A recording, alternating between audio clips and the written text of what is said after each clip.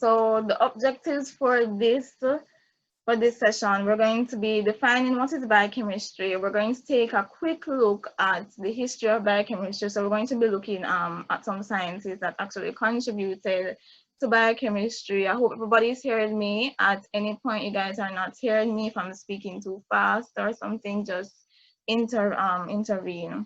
We're going to also be looking at the relevance to medicine. So how is biochemistry actually relevant to medicine itself?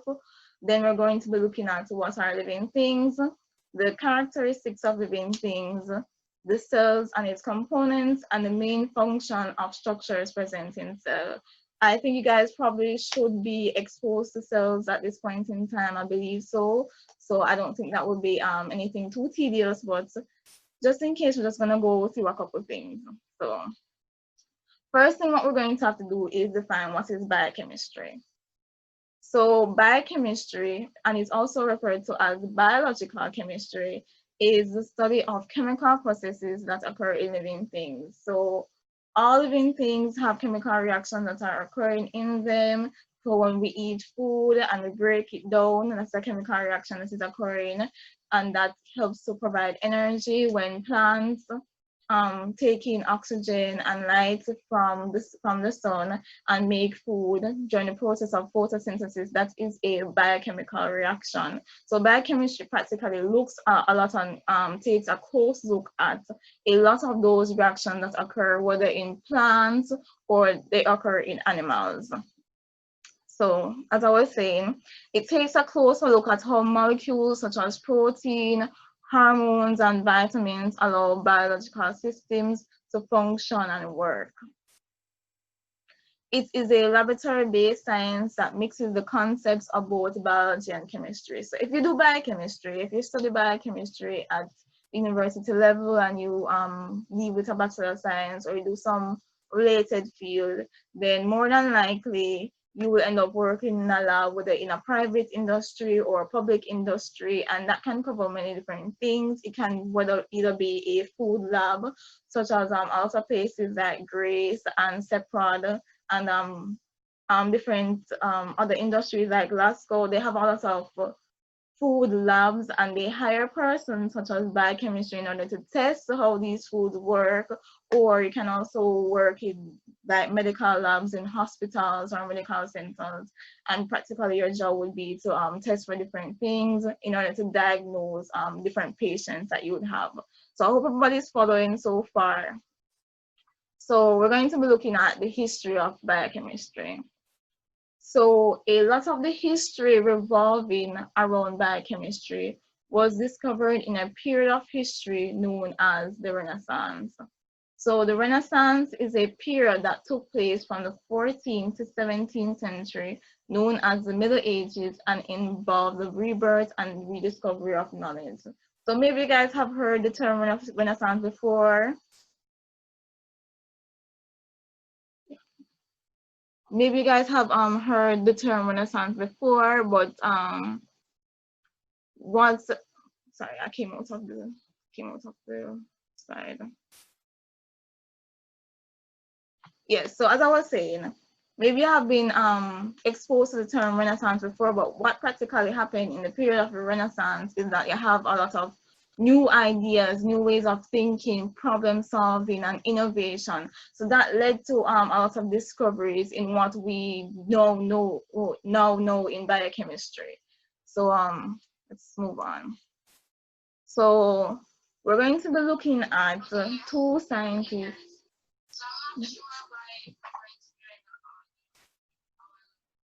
So we're going to be looking at two scientists actually who contributed to biochemistry.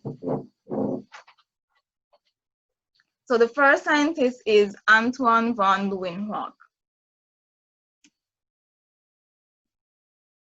So van Leeuwenhoek was actually not a scientist. Surprisingly, he was actually a draperist. So in the time of the Renaissance, in what we'd call the Middle Ages, a draperist was somebody who would inspect cloths like linen and silk in order to make sure they were of good quality, in proper condition. So Leeuwenhoek, what they usually use during those times in order to inspect the silks or like the linen were that they use magnifying glasses. However, Van Leeuwenhoek didn't like using those, so what he did was invent his own instrument, which he named the microscope. So if you pay attention here, let's see if I can annotate, yeah. What he did was makes a lens here, if you guys are paying attention. So he produced a lens, and where it says sample holder, he actually puts the small pieces of the organisms or whatever he was actually trying to observe on it, and he would look through it, put his eyes close to the lens and actually observe it. So he invented a quality tiny glass sphere that could magnify objects up to 270 times. His microscopes were actually 2 inches long, so they were very small and were used by holding his eyes really close to the lens and observing the sample suspended on a pin. Okay.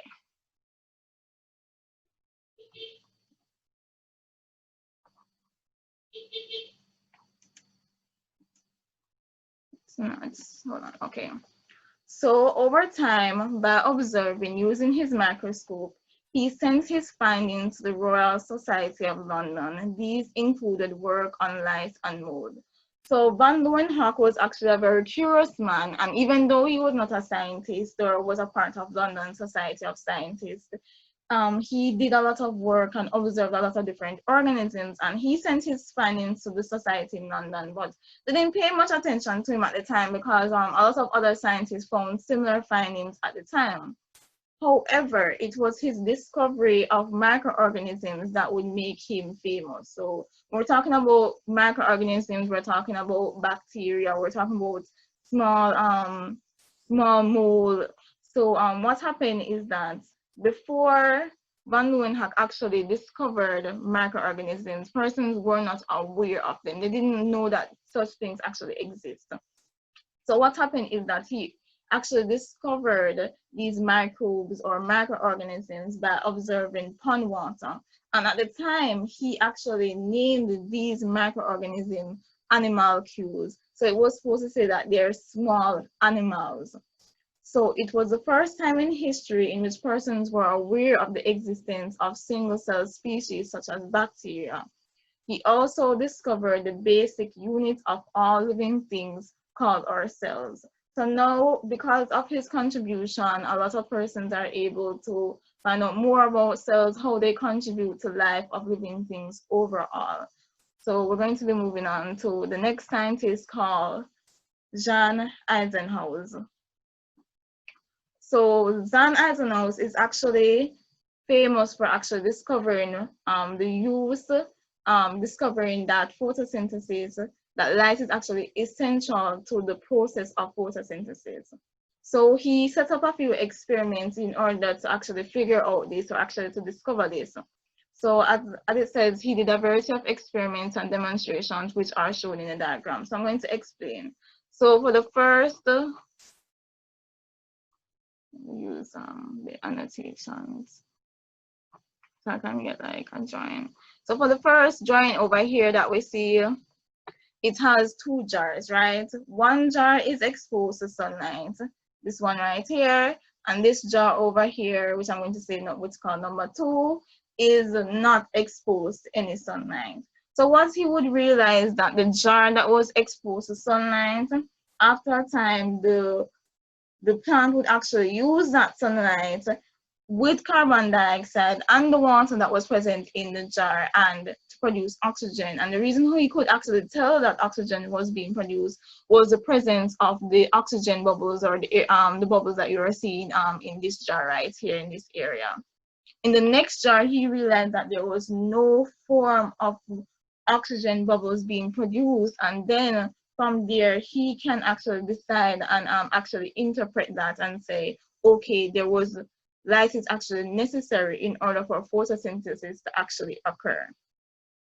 The next set of demonstrations or experiments are similar in the sense that he set up, okay, the first and second one, he set up a candle and a rat. So what he actually did was he put a jar over the candle and the rat, and because they're in an enclosed space, there's only a certain amount of oxygen that is present. So after a while, the candle, because it needs the candle light, in order for it to remain lit, it requires oxygen. So eventually the light would go out. Same thing for the rat. The rat is an animal and it needs oxygen to survive. So after a couple of hours, you would expect that the rat would be expected to die. However, they noticed that when they put the plant in an experiment with the candle and the rat, that they actually survived and they did not die. Reason being is because the rat is giving off carbon dioxide, and the same can be said for the candle. The carbon dioxide that is being produced is actually being used up by the plant to make oxygen. So there is like a balance and there's an exchange at all times. So is everybody following so far? Anybody have any questions? Anybody is confused? Hello, guys. Guys, are everybody's following so far? You guys don't have any questions? I don't have any questions. All right, that's fine.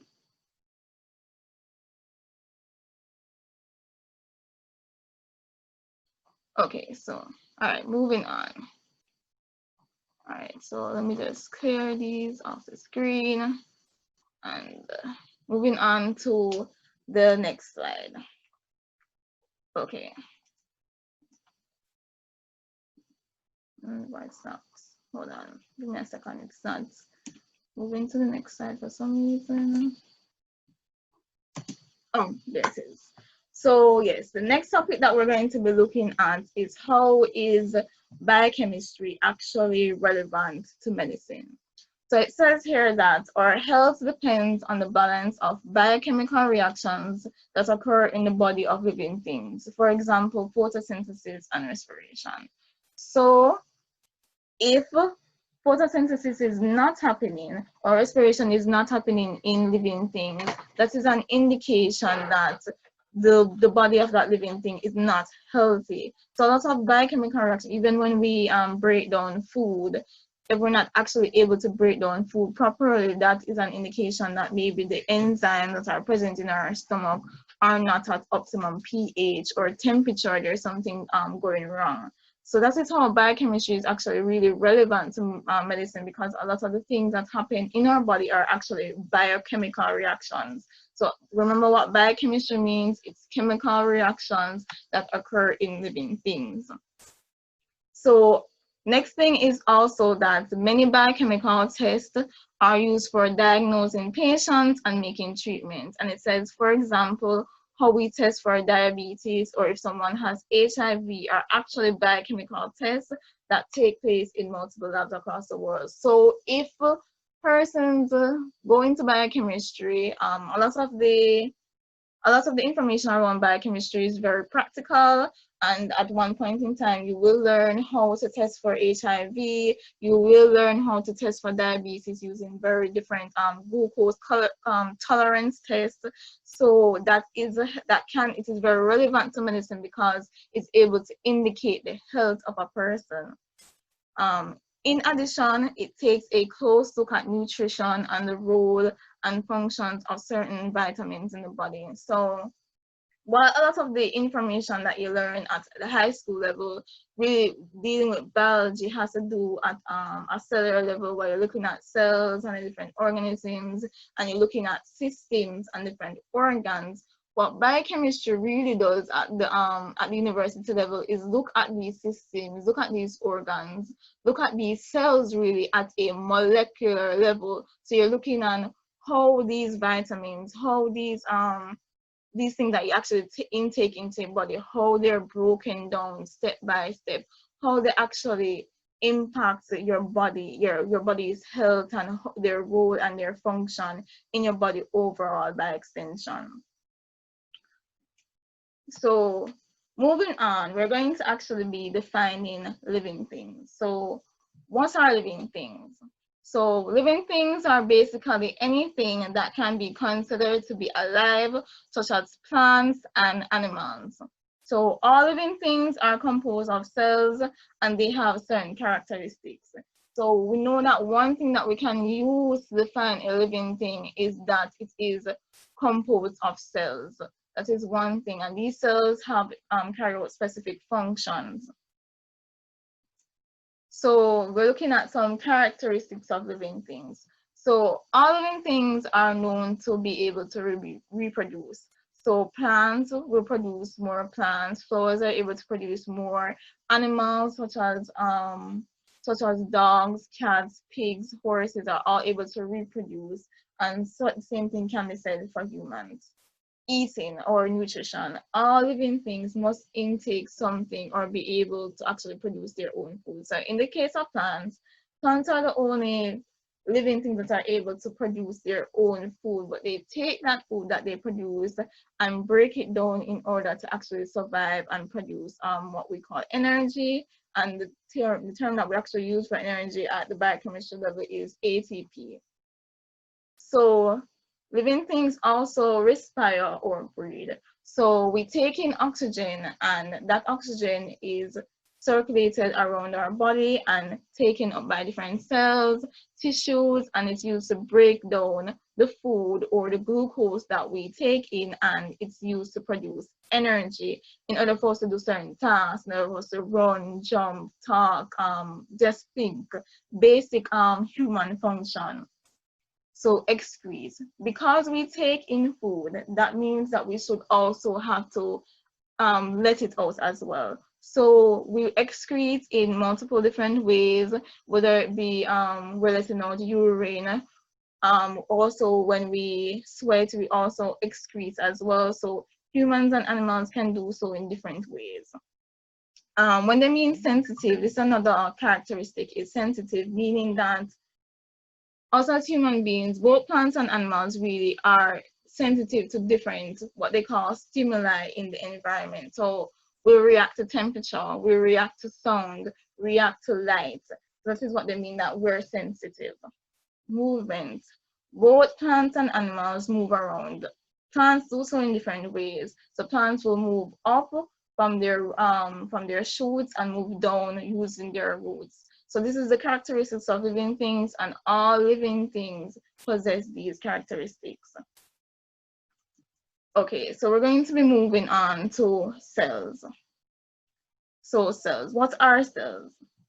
Cells are the basic units of structure and function of living things or living organisms, and they're the building blocks of life. So they're the basic things that were required in humans. They're just one of the smallest structures that you can actually find within humans and animals and plants as well. So organisms are composed of millions of cells that perform certain tasks. And also I would like to point out, even though you have organisms that have multiple cells, you do have organisms that only have one cell, like certain from a bacteria or viruses, they just only have one cell. And we call them unicellular beings. I don't know if you guys are exposed to that before, actually heard that. Well, in the case of plants or animals, would say that they're multicellular because they have a lot of cells. So cells are extremely small and can be seen with the aid of a light microscope. Cells consist of even smaller structures called organelles, which have a specific function.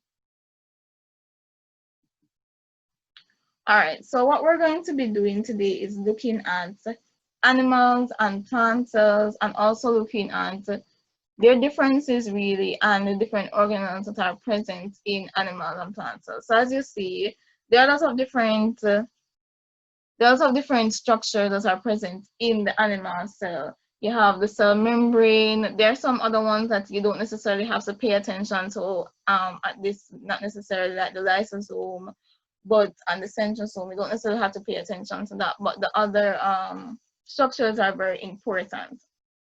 So it says that animal cells tend to be circular in shape and have small vacuoles. They are larger in size compared to plant cells. So reason why this is because animals tend to be larger than plants, so it'd just be obvious that their cells would tend to be larger as well. So when we're looking at some of the some of the actual organelles, we have the nucleus. Hold on, let me annotate that.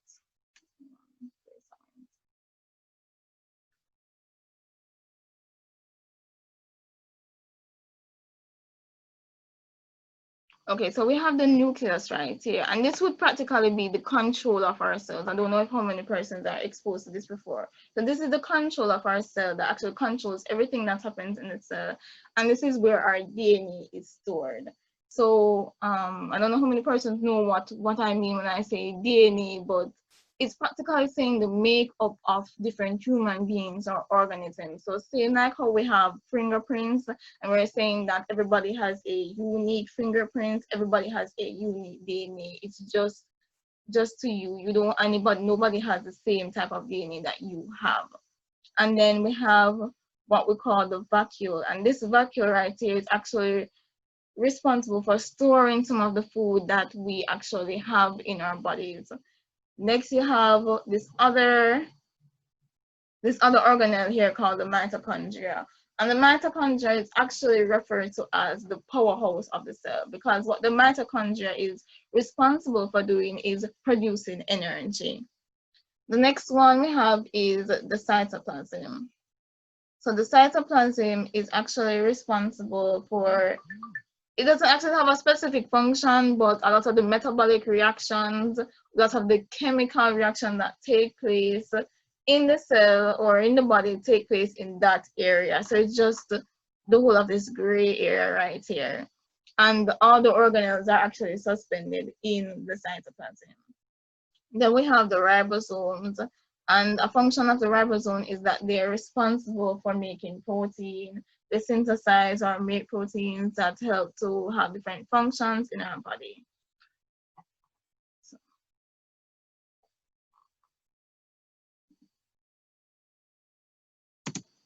Okay, moving on to plant. Well, this is not okay. Yes, moving on to plant cells. So plant cells tend to be square in shape, and they tend to have large vacuoles. So reason being, plant cells tend to have large vacuoles because plants are responsible for producing their own food. So a lot of the food that they produce, they don't use it all at one time. So they need large vacuoles in order to actually store some of that food. And there are some distinct differences between animal and plant cells. So before, I had introduced you guys to the fact that plant cells have cytoplasms, and they have cell membranes, and they have ribosomes, mitochondria, chloroplasts, and nucleus. But there are certain structures or organelles that the plant cell has and the animal cell does not have. So for example, the cell wall and the chloroplast. So plants have a cell wall that is actually responsible for keeping the shape of the plant, and it also helps to prevent the cell from bursting.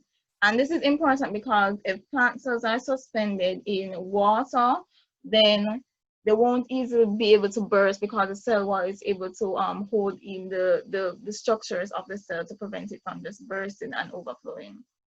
For in the case of the chloroplasts are those structures present inside of the plant cell that have a substance called chlorophyll, which is also responsible for photosynthesis.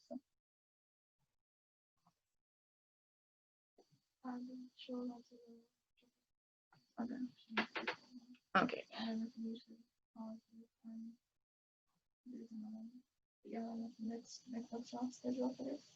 No, I'll go afterwards. Okay, so yes, so chloroplasts they actually have chlorophyll in them, which are these green pigments, which are responsible for absorbing light energy and allowing for photosynthesis to happen.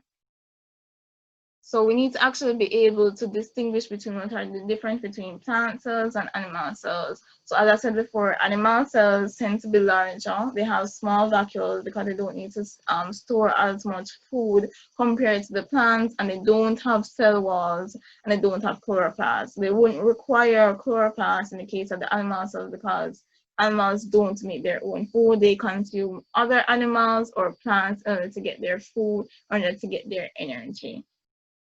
And yes, just the same other organelles that were present before, such as the cytoplasm. And I don't think I had mentioned what was the function of the cell membrane, or what we might also call it the plasma membrane. So practically that organelle is responsible for the movement of substances in and out of the cell. So what happens is that you have other substances on a daily basis are moving in and out of the cell, such as water and oxygen and different ions.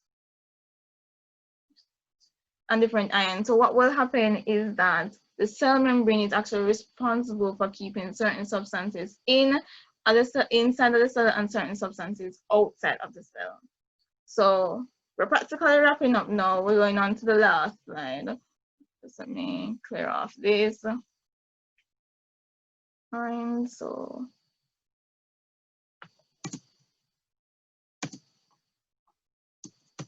moving on to the next slide. Hold on. Oh, see there. Yes, so this slide that I have here is just really a recap of the different organelles that are present in both plants and animals, and it's saying what their function is. So I was saying that the cell membrane, it separates itself from its external environment and controls the movement of substances such as water and oxygen into and out of the cell. The cytoplasm is where a lot of the chemical reactions occur and where the organelles are found or suspended. The nucleus is the control center of the cell because it contains our DNA. The ribosomes are responsible for protein synthesis, and the mitochondria are the powerhouse of the cell because they make energy. Vacuoles are responsible for storage and transport, and the chloroplasts, which are only present in the plant cells, are responsible for photosynthesis. You have other substances or structures there, such as the endoplasmic reticulum, and it helps to modify proteins and synthesizes lipids, and lipids are just essentially fats. Cell wall helps to prevent the bursting of the plant cell, and it also gives it a fixed shape. So this is the end of the presentation. Do you guys have any questions for me? Anything you're concerned about? Anything that you are unclear about?